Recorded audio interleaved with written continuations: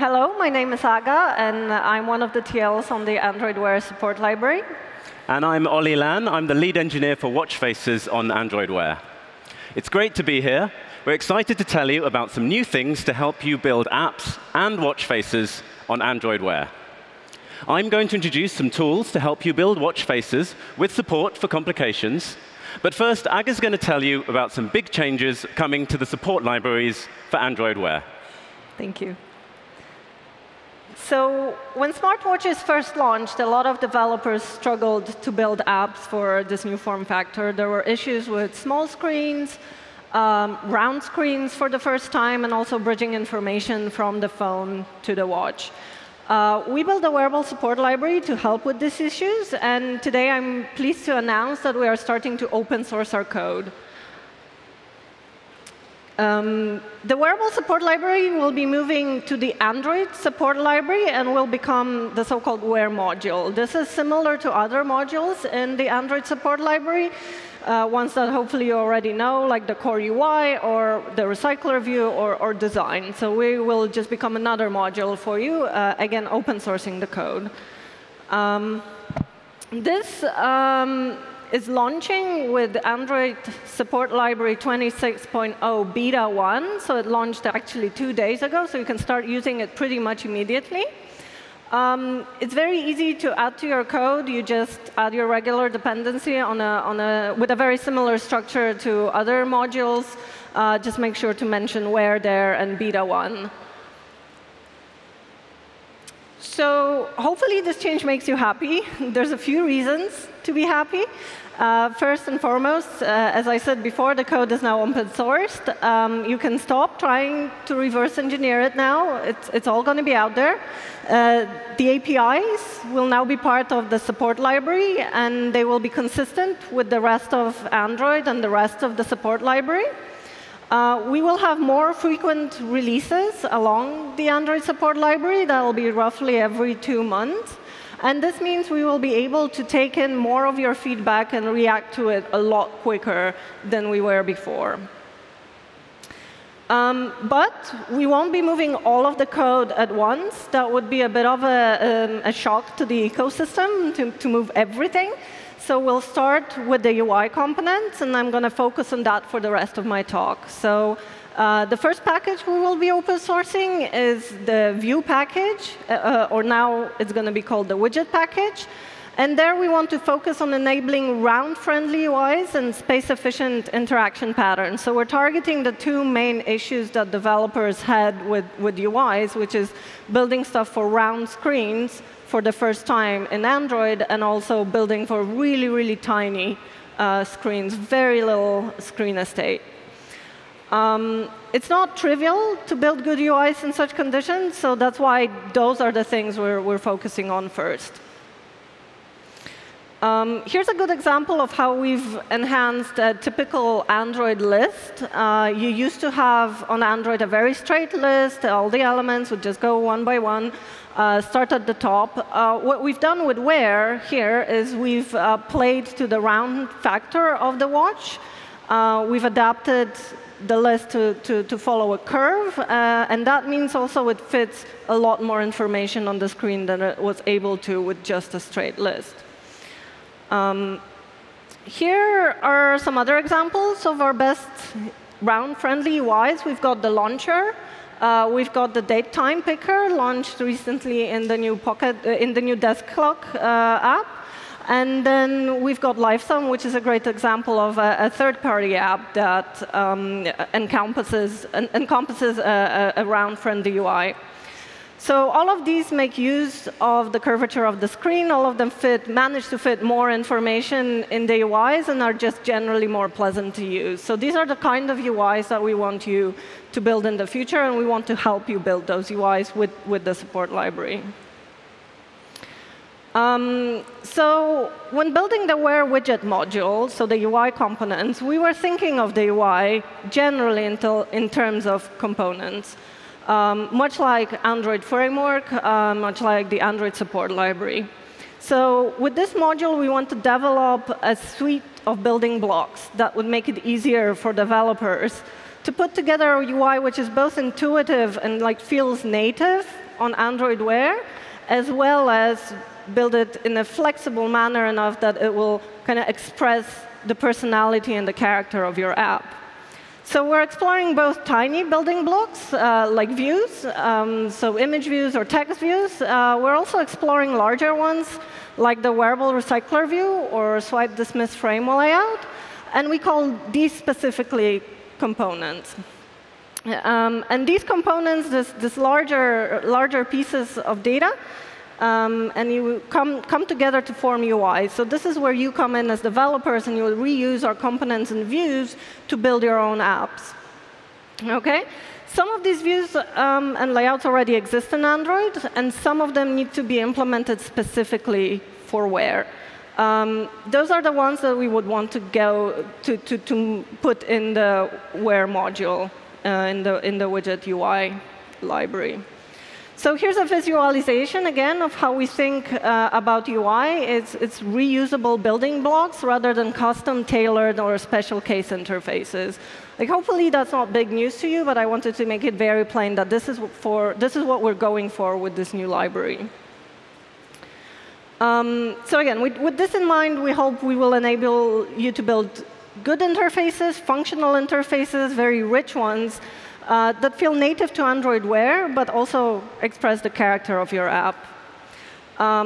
So this is quite a long project. The complete construction of the Wear module will take some time, so I wanted now to spend the rest of my time to talk a little bit about how we will make it happen and what's the timeline for it, kind of step by step. So we have divided all the existing Wear UI elements, broadly speaking, into 3 categories. We will migrate the components that are already built for Wear and that are Wear-specific into the new Wear module. Some components we will merge. Those are the components that are useful not only for wearable devices, but also for handheld devices. So they can be reused on phones. There's no need for them to live only in the wearable space. So we will kind of graduate or merge them into the framework or into other handheld or generic support modules.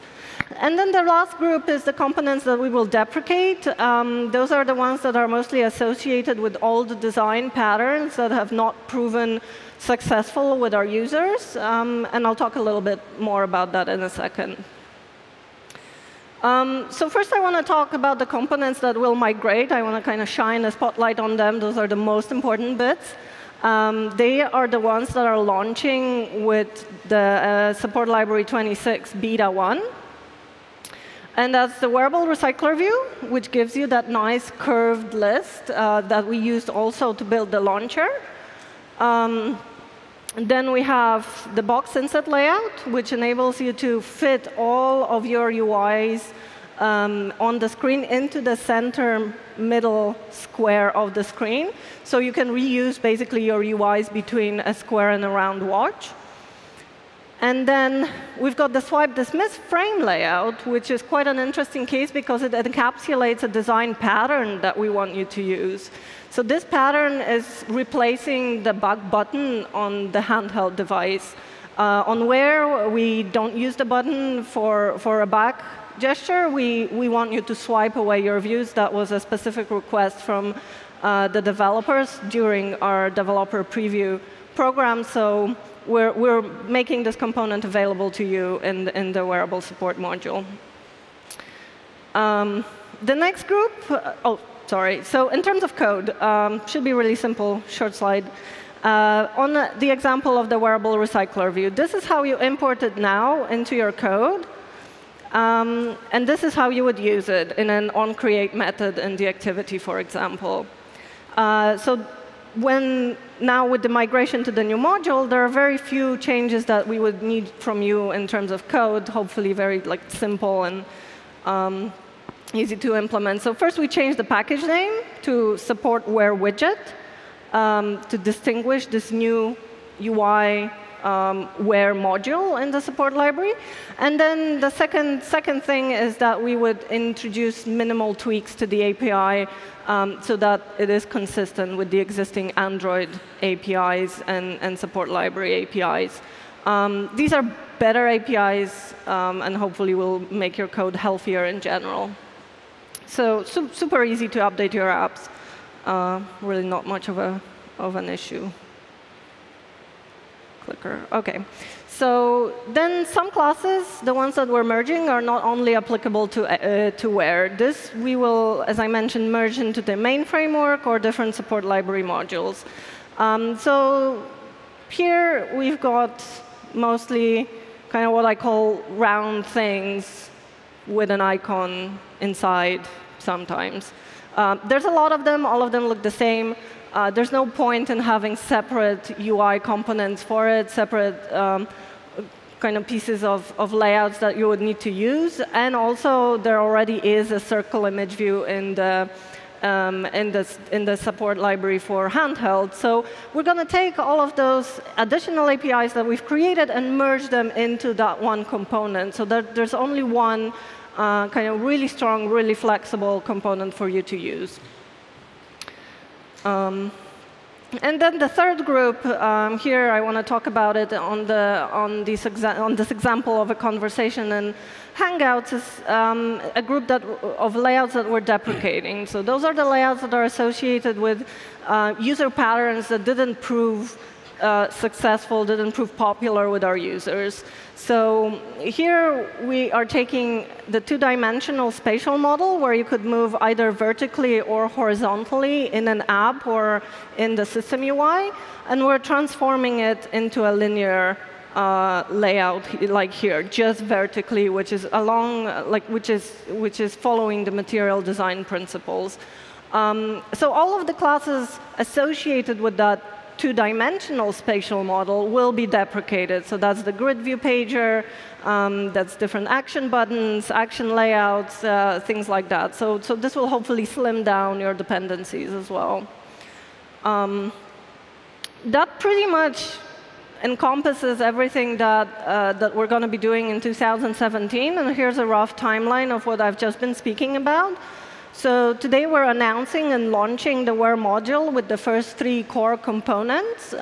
Just again to remind you, that's launching with the Android support library 26.0 beta 1. When that program graduates out from beta alongside the O launch, we will deprecate the old APIs in the current place, and then we will really encourage people to move over to the new APIs. Then we will subsequently have regular bug fixing and update releases of the Wear module with the Android support library. And then sometime, say, mid-2018, mid-next year, we would be starting to remove old APIs so that we slim down, again, dependencies to the ones that we want people to use. So that's all from me. With that, I'm going to hand over to Ollie to talk about complications. Thanks, Saga. Some important changes there.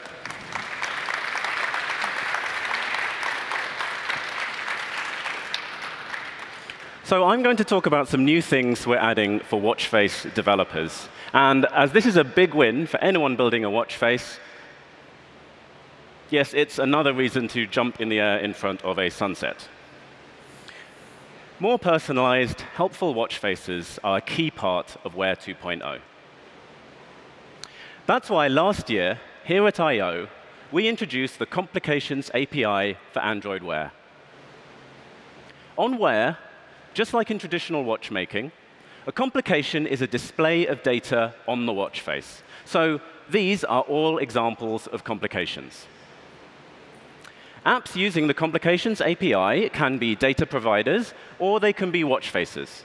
And Android Wear manages the flow of data between the two. So watch faces using the API can be configured to show any of the data providers that are installed. This lets users put the information they care about just a glance away.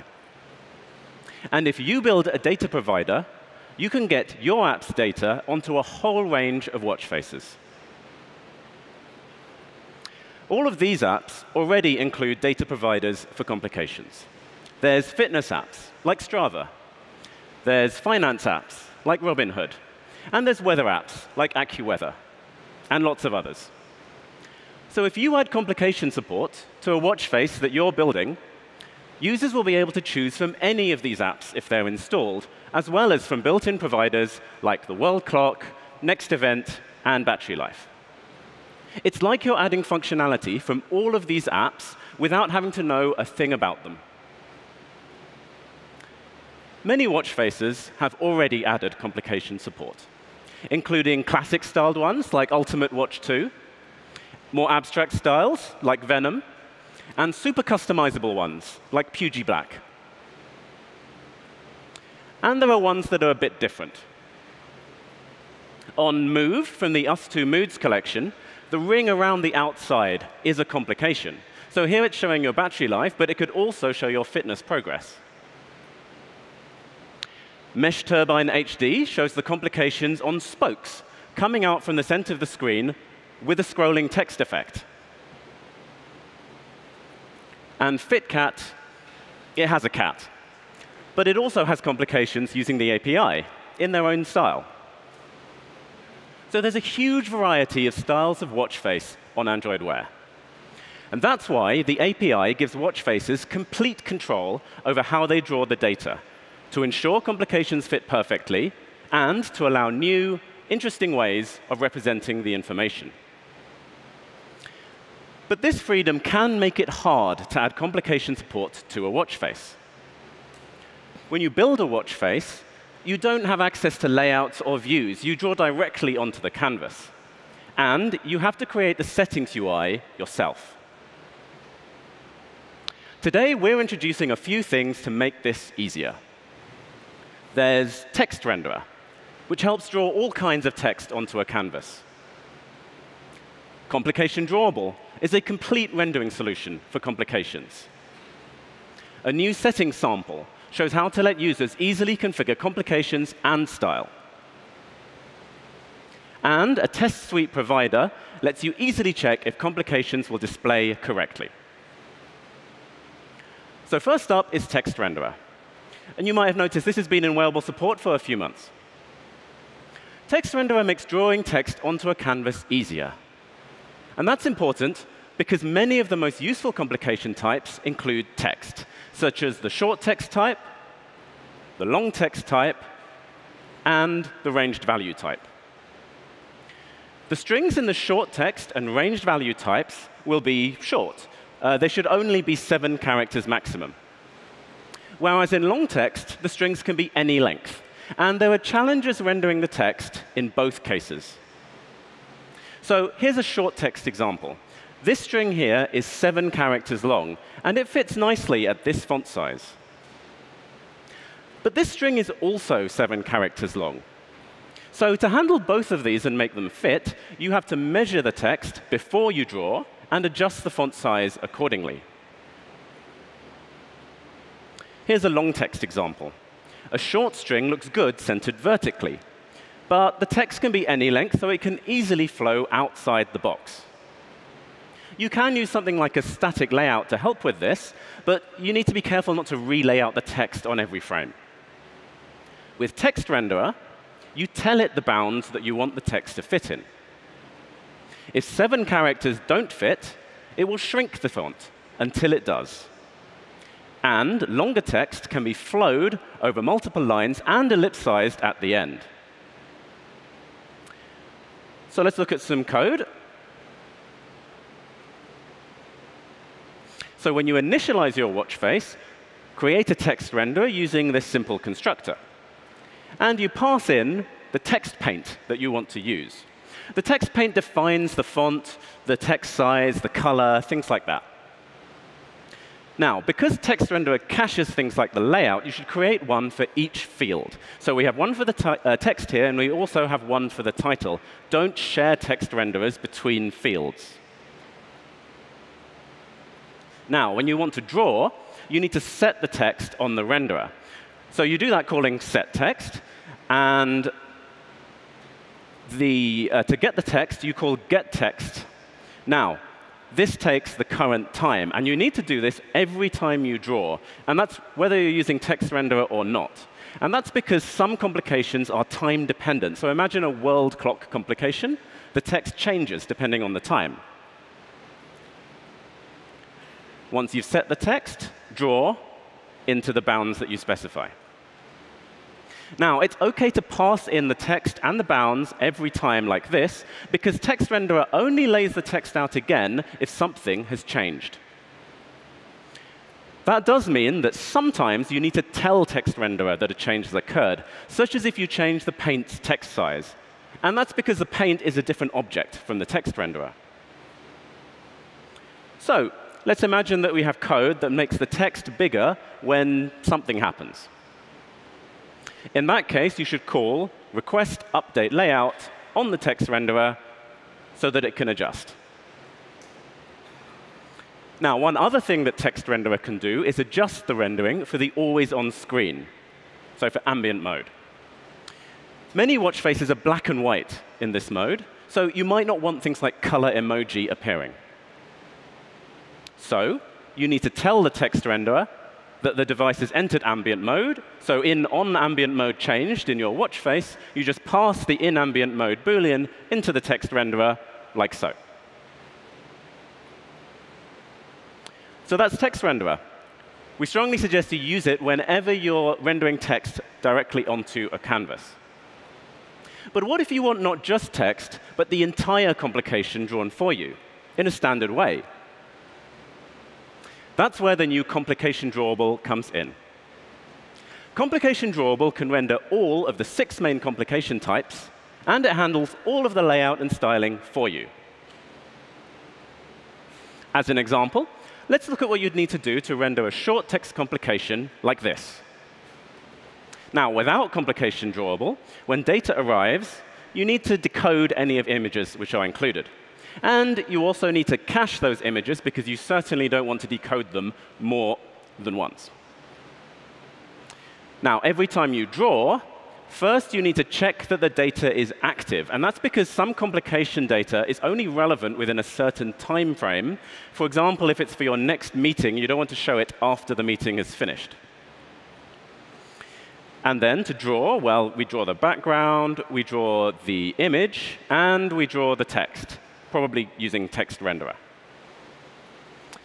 With complication drawable, it's much simpler. When data arrives, you pass it to the drawable by calling setComplicationData. And then on every frame, you just call draw. It is a drawable. Now, like text renderer and like other drawables, complication drawable draws within bounds. And the layout adapts to the shape of the bounds. So here you can see within square bounds, you get a circular complication, whereas the wider bounds give a pill shape. And you can also see that the position of the icon is different in the 2 cases. If you don't set any style parameters, you'll get a default look. But there's many things you can set, such as the background color, the corner radius, if you'd rather have something more like a square than a circle. You can change the border or have no border at all. You can change the colors, and you can change the typeface. You can create a complication drawable programmatically with a simple constructor. And then you can set styling options for active mode and for ambient mode. But if you have lots of styling to set, you might find it easier to use XML instead. You will need to be using API level 24 to do this.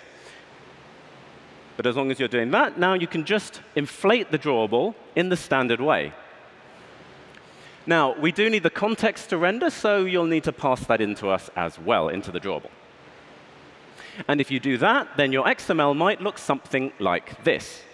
So attributes at the top level apply to both ambient and active modes, unless they're overridden in ambient mode by the attributes in the ambient section. So there are a few things you need to pass to the drawable. As I mentioned earlier, you of course have to give it the complication data. So in onComplicationDataUpdate for your watch face, which is where you receive the data, you just pass that data to the drawable. You also need to tell the complication drawable when the device goes in and out of ambient mode. And that's because the drawable handles the change of styles for you. So all you need to do is call setInAmbientMode every time it changes. And you also need to tell the drawable if there are any special properties of the screen. So if it uses low-bit ambient mode, or if it has burn-in protection, tell the drawable that, and it can adapt the rendering for those properties. And then to draw, now, if it's the first time, or if something's changed, then you'll need to set the bounds. So set the bounds, and you just call setBounds on the complication drawable. Now, the bounds that you pass in here should be defined in proportion to the watch face bounds. So you might say, position it 1/4 of the screen width across. Don't use fixed dimensions, and that's because watches vary hugely in their size, so you don't want to be defining things in an absolute way. Then you just call draw on the complication drawable. This method also takes the time, and that's so it can get the correct up-to-date value. So that's it, complication drawable. So that should really make it a lot easier to add complication support to your watch faces. Now, complication drawable is the biggest addition to wearable support, but the next two things are available as samples so that you can adapt them to meet the needs of your watch face. The first is the settings. Any watch face with complications should include a way to configure them, and usually that's in your watch face settings. But if you bury complications deep in your settings UI, it can be frustrating for users who want to change things around. For the LG Watch Style and Sport, we worked with our partners Us2 to design an UI that lets users have a visual interface for setting up complications and also have quick access to other settings. So here's how it's set up. At the top, we have an image of the watch face with the complication slots clearly shown. This lets users get a good idea of where the data is going to appear. Provider icons show what's currently selected in each slot. Below, if you scroll down, you can see all of the other settings. Now, background image here is a special case. Technically, it is a complication using the large image type. But in studies, we've found users understand this better as a separate item. So this is what it looks like on the portions watch face. And now let's see it in action. So you'll see the user can just tap on one of those slots at the top.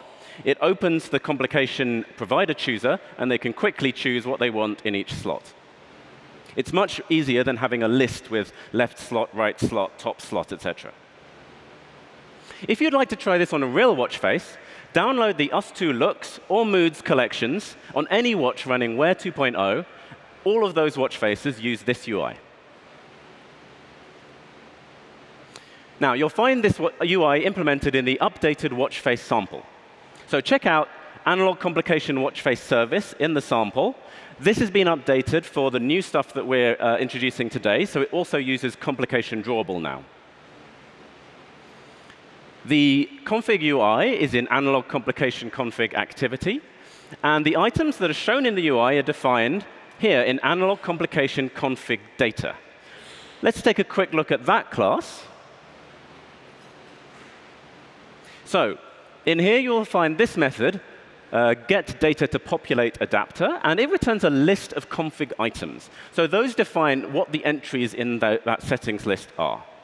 So the top entry will probably be the preview and complications config item. That's the view of the watch face with the slots. And then we might have a background option. We might have some more options, and then return. The actual sample has a few more details than this. So that's settings. Now let's say you've added complication support to your watch face. How can you check that everything's working? For most complication types, there are several combinations of fields that you must handle. So for example, if your watch face supports short text complications, that might be in the form of an icon with text, or it might be a text and another piece of text, or just a single piece of text. The test suite provider makes it easy to make sure that every combination looks good on your watch face.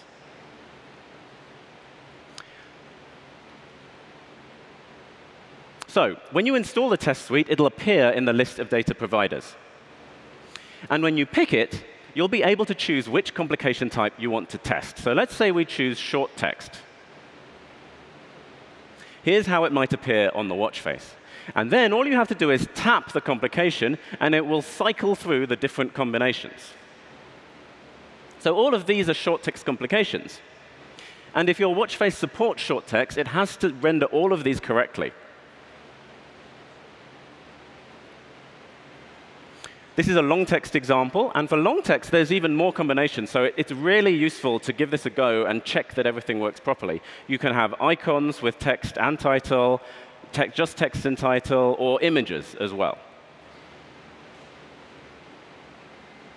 We're releasing the Test Suite Provider open source on GitHub so that you can see how it works and so that you can add your own test cases if you want. If you're building a data provider and not a watch face, I suggest you also take a look at this, because it's a good example of a provider for each of the different complication types.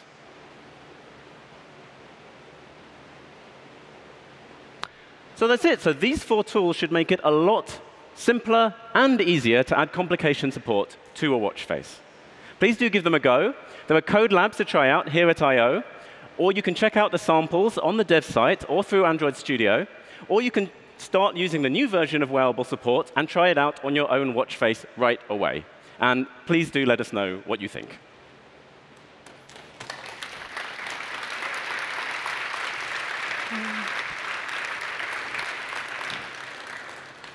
So this is just one last slide that sums up our presence, Android Wear presence at Google I/O 2017. If you haven't seen the talk yesterday at 9:30 a.m., it is recorded. It was a general overview of how the platform is doing and what's new in the platform this year. And today's talk is also recorded, so you can come back to it after I/O is done. Thank you very much.